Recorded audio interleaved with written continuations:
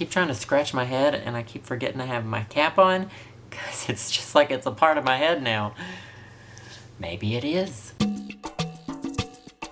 This week's question comes from Twitter. How do you deal with people ditching you and blowing off plans often? I am one of those people who generally doesn't mind when someone cancels plans with me because it gives me plenty of time to pursue any of my other various passions in life, such as watching TV or napping. But if it were a really, really good friend and they kept ditching me over and over and over, I would start to think that something was up. However, I probably would not immediately assume they have ill intentions towards me because you can never, ever know completely what is going on in someone else's life, even someone who is really close to you. So what I would do is I would probably sit them down or call them up and say, hey, is there something that you want to talk about? Is there something that I can help you with or something that I can help you get through as a friend? Because this keeps happening and I just want to make sure that nothing is wrong. And maybe you might actually find out that this person or people have a problem with you.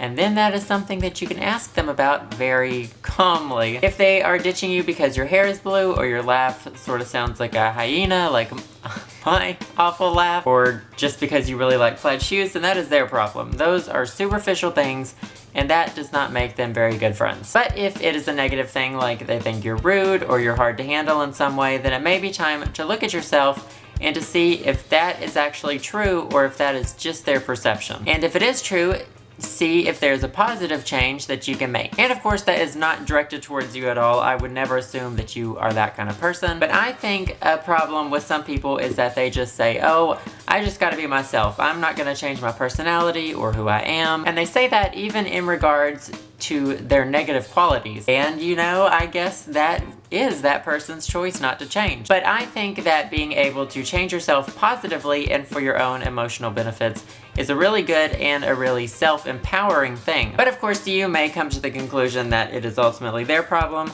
or it's just superficial, and then that is definitely their problem. And then it may just be time to keep searching for that group of people who understands you best and who do want to hang out. It took me a really long time in life to find a group of people who I felt really comfortable around and who felt really comfortable around me. Not that I make people uncomfortable sometimes. And a lot of that is you just gotta keep searching and you just gotta keep putting yourself out there. But again, there are worse things in life than being alone or being given lots of free time to do what you want. But that being said, I am very sorry that this situation is happening to you. And as usual, if you have questions for future videos, you can leave them in the comments or send me a message on my channel at youtube.com/Donica1. I will see you guys next time. Sometimes I say that last part so many times over and over that it doesn't even sound like a sentence anymore.